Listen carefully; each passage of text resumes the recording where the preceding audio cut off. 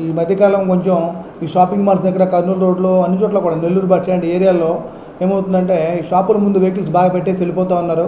వాళ్ళందరికీ తెలియజేస్తున్నాం ఏంటంటే ముఖ్యంగా వెహికల్స్ ఏదైతే మీకు పార్కింగ్ ప్లేస్ ఉందో ఆ పార్కింగ్ ప్లేస్లోనే పెట్టుకోవాలి. షాపుల ముందు పెట్టేసేసి తాళాలు వేసేసి వెళ్ళిపోతూ ఉంటే అవి తీయడానికి కూడా బాగా ఇబ్బందిగా ఉంది. పబ్లిక్ బాగా ఇన్కన్వీనియన్స్ ఫీల్ అవుతూ ఉన్నారు.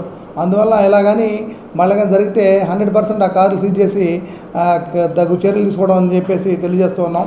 అంతేకాకుండా ఈ పిల్లలు కూడా ట్రిపుల్ రైడ్ డ్రింక్ చేసి నడపడం ఈ కొంచెం ఈ మధ్య మళ్ళీ స్టార్ట్ అయింది కొంచెం బాగా.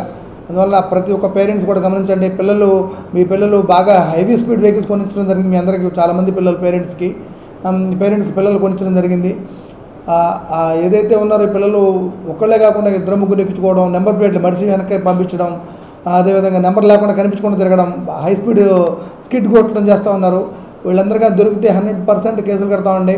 ఇప్పుడు దాకా చెప్పాము. ఇక 100% కేసులు కట్టే పేరెంట్స్ని కూడా దీనిలో బాధ్యతలు చేస్తామని చెప్పి తెలియజేస్తా ఉన్నాం. ఏదైతే ఈ షాప్ యజమానులు ఉన్నారో ఈ షాపింగ్ మాల్స్ యజమానులందరూ కూడా గమనించాలి. ముఖ్యంగా మీ యొక్క వ్యాపార సౌలభ్యం కోసం కాకుండా ప్రజల యొక్క సౌకర్యార్థం కూడా చూడాలి.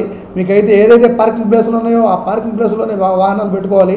మీ అందరూ కూడా 100% మీ సెక్యూరిటీ గార్డులు వాళ్ళు పెట్టేసుకుని ఎప్పటికప్పుడు వెహికల్ డ్రైవ్ చేసి లోపల పెట్టే పార్కింగ్ ఫెసిలిటీ కల్పించాలి.